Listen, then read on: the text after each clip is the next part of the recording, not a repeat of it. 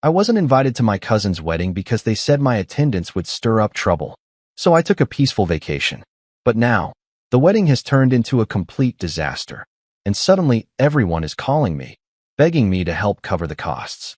I, 32M, never thought a single wedding invitation could reveal so much about my family's true colors. But here we are. 3 months ago, I was living what I thought was a normal life, good job in tech, decent savings, and what I believed were solid family relationships. Then my cousin announced his engagement, and everything fell apart. The exclusion hit me like a freight train.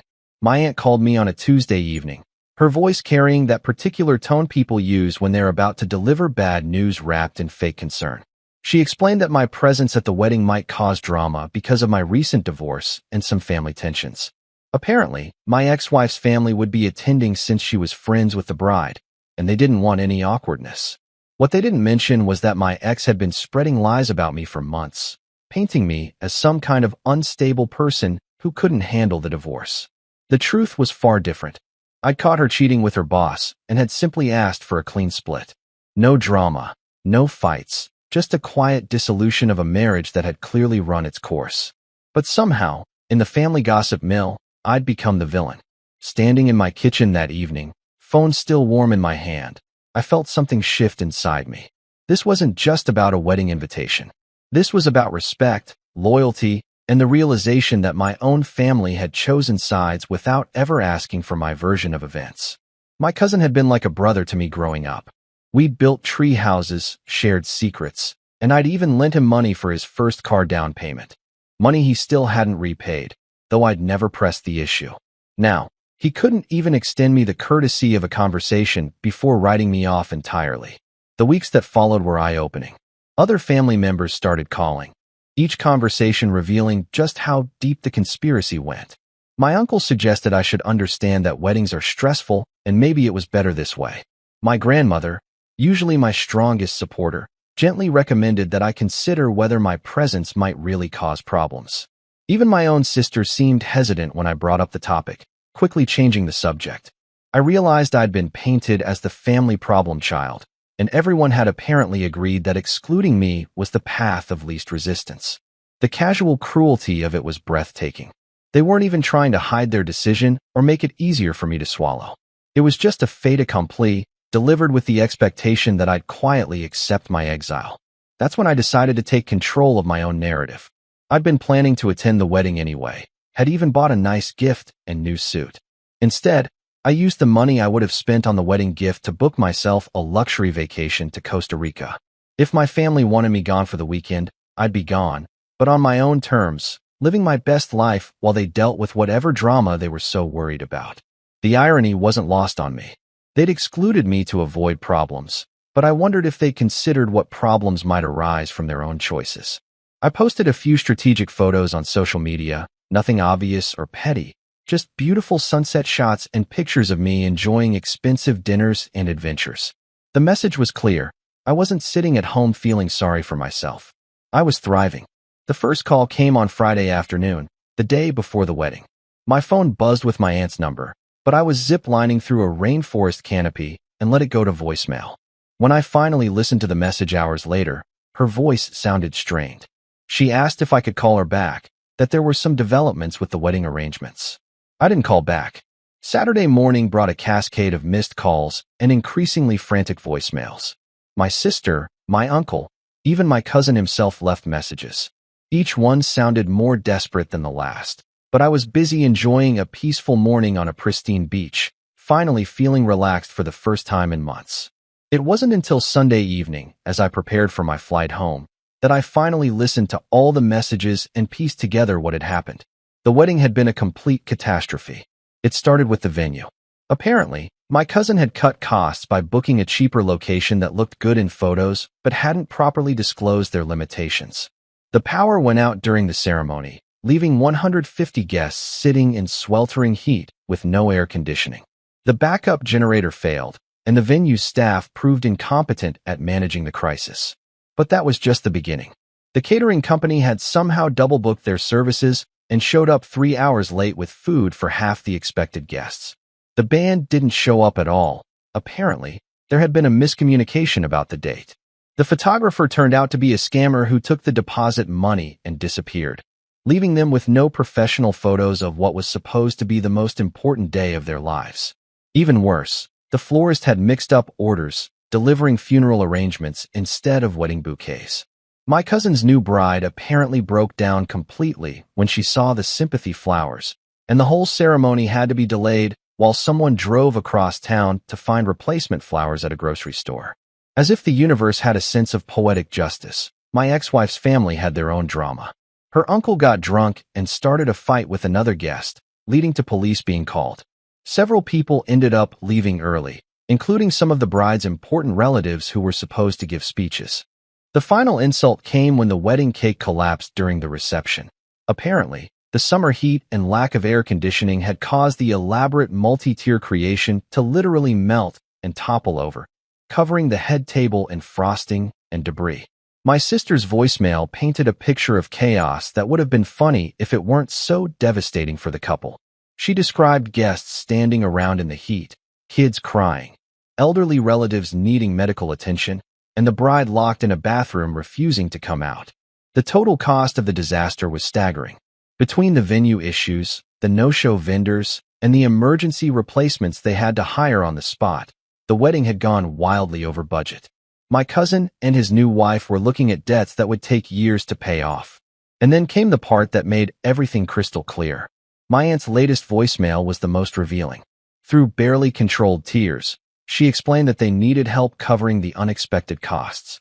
Several family members were being asked to chip in to help the couple avoid starting their marriage buried in debt.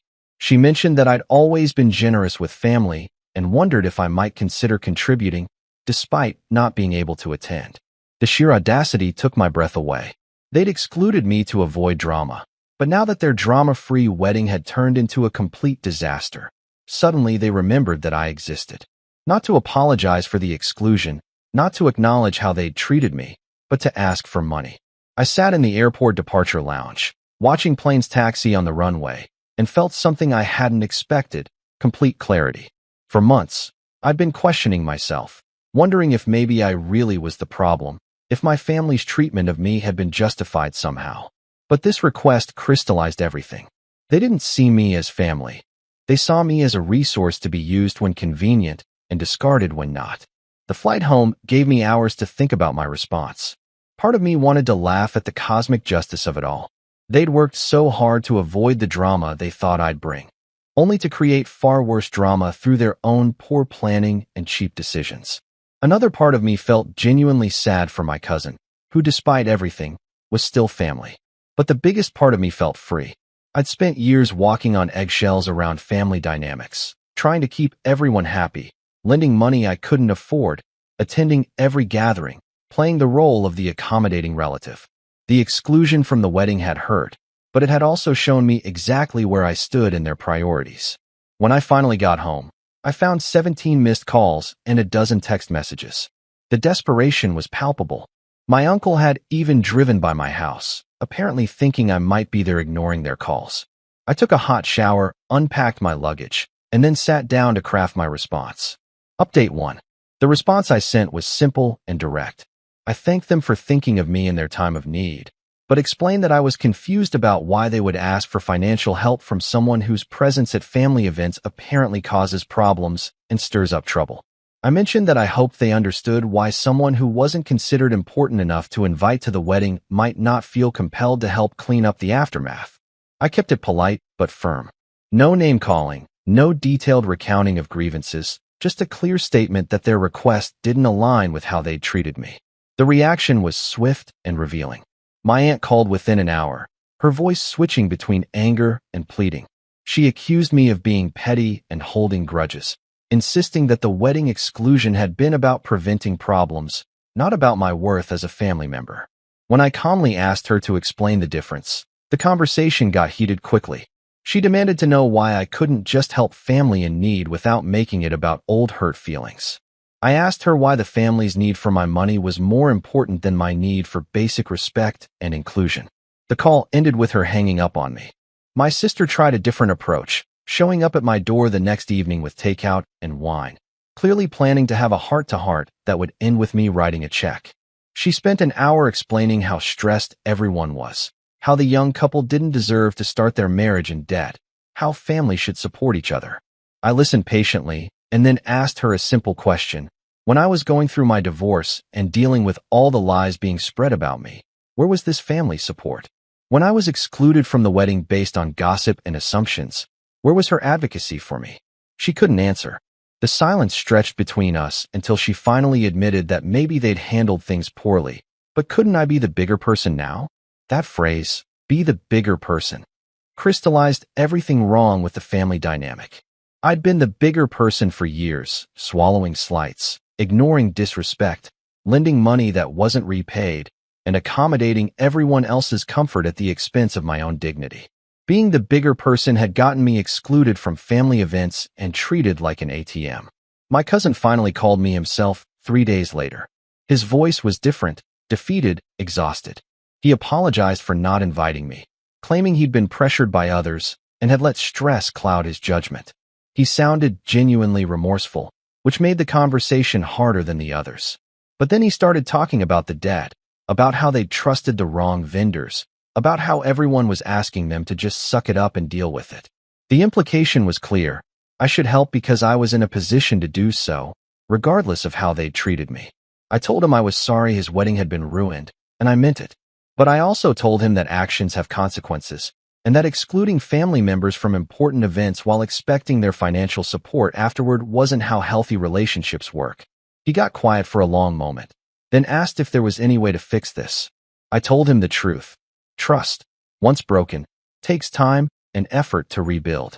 The exclusion had damaged our relationship, and asking for money immediately afterward had made it worse. Update 2. Word of my refusal to contribute spread through the family network faster than gossip about my divorce had. Suddenly, I was getting calls from relatives I hadn't heard from in years, each with their own angle on why I should reconsider. My grandmother called, her voice frail and disappointed. She talked about family loyalty and how the younger generation needed guidance and support from their elders. It was emotional manipulation of the highest order, wrapped in loving language that made it hard to resist. But I'd learned to recognize manipulation, even when it came from people I loved. I explained to her that loyalty works both ways, and that I'd been shown very clearly that my loyalty wasn't valued or reciprocated. She tried to argue that weddings are different, that they bring out stress and poor decisions in people, but couldn't explain why that stress didn't extend to treating all family members with basic respect. The most interesting call came from my ex-wife's sister, who had apparently heard about the situation through the family grapevine. She apologized for her family's role in creating the drama that had led to my exclusion, admitting that my ex-wife had been spreading exaggerated stories about our divorce. She explained that my ex had been dealing with guilt about the affair and had been deflecting by making me the villain in her narrative. The sister had tried to correct the record with some family members, but hadn't realized how far the lies had spread until the wedding situation exploded. It was vindicating, but also infuriating. My reputation had been damaged by lies. I'd been excluded from family events because of those lies, and now that the truth was coming out, everyone expected me to just move on as if nothing had happened. The pressure campaign continued for 2 weeks. Different family members took turns calling, texting, and even showing up at my work. The message was consistent. The young couple was suffering. I was in a position to help, and refusing to do so made me selfish and vindictive. But something had changed in me during those weeks in Costa Rica. For the first time in years, I'd felt completely free from family drama, expectations, and manipulation. I'd remembered what it felt like to make decisions based on my own values rather than trying to keep everyone else happy. The final straw came when my aunt started a group text with several family members, discussing my refusal to help as if I weren't included in the conversation. The messages painted me as cruel and money-obsessed, suggesting that I was punishing an innocent couple for other people's mistakes. Reading those messages, seeing how casually they discussed my character and motivations without any acknowledgement of their own behavior, made my decision final. I responded to the group text with a simple message. I was removing myself from family financial discussions permanently. Anyone who needed money from me in the future could first explain why someone whose presence causes family problems would be trusted with family financial responsibilities. Then I left the group chat. Update 3. 6 months have passed since the wedding disaster, and the aftermath has been more revealing than I could have imagined. My cousin and his wife ended up taking out a loan to cover their wedding debts. Several other family members contributed small amounts, but the bulk of the financial burden fell on them. I heard through my sister that they're struggling but managing, and that the experience taught them some hard lessons about budgeting and vendor research. More importantly, the family dynamic has shifted in ways that have actually been positive for me. Without the pressure to constantly accommodate everyone else's feelings, I've been able to establish clearer boundaries in all my relationships. I'm no longer the go-to person for family financial emergencies, which has freed me from a cycle of resentment and expectation that I hadn't even realized was unhealthy. My sister and I have actually grown closer. After the initial tension, she admitted that she'd always relied on me to be the accommodating one, which had allowed her to avoid difficult family conversations. We've started having more honest discussions about family dynamics, and she's begun setting her own boundaries with some of the more demanding relatives. The most surprising development came 3 months ago when my cousin called to genuinely apologize, not to ask for money or try to smooth things over for family harmony, but to actually acknowledge how his choices had affected me. He'd been in therapy with his wife, working through the stress and poor decisions that had led to both the wedding disaster and the way they'd treated family members. He couldn't undo the exclusion or the way they'd handled the aftermath, but he could acknowledge the harm and commit to doing better in the future. It wasn't a complete reconciliation, but it was the first genuine accountability I'd received from anyone in the family. Some relationships haven't recovered. My aunt and I barely speak now, and several relatives have made it clear that they view my refusal to help as unforgivable selfishness. But I've realized that relationships built on my willingness to absorb disrespect while providing financial support weren't healthy relationships to begin with.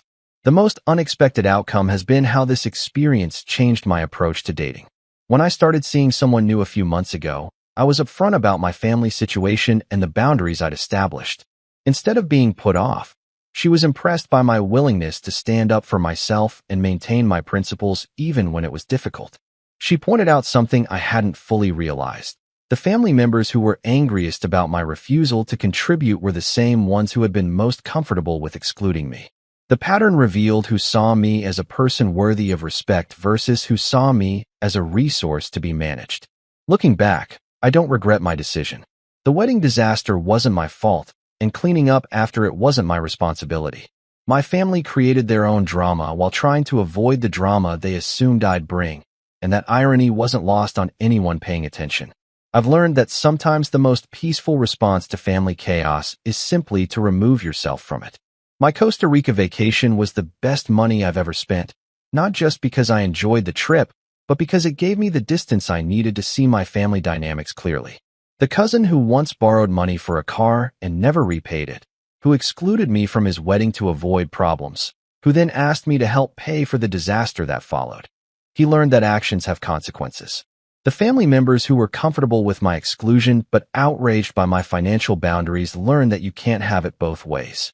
And I learned that standing up for yourself, even when it's uncomfortable and even when family pressure is intense, is sometimes the only way to maintain your dignity and self-respect. The wedding disaster that was supposed to happen because of my presence happened anyway, in spectacular fashion, without me there at all. But the real disaster would have been if I'd continued to accept disrespect while subsidizing the people who showed it to me. Sometimes the best revenge isn't revenge at all. It's simply refusing to participate in your own mistreatment. 6 months later, I'm happier, my boundaries are clearer, and my relationships are more honest. The family members who matter most have either respected my position or worked to rebuild our relationships on more equal terms. As for the rest, they're welcome to their opinions about my selfishness and lack of family loyalty. I'll be too busy living my life with dignity and self-respect to lose much sleep over it.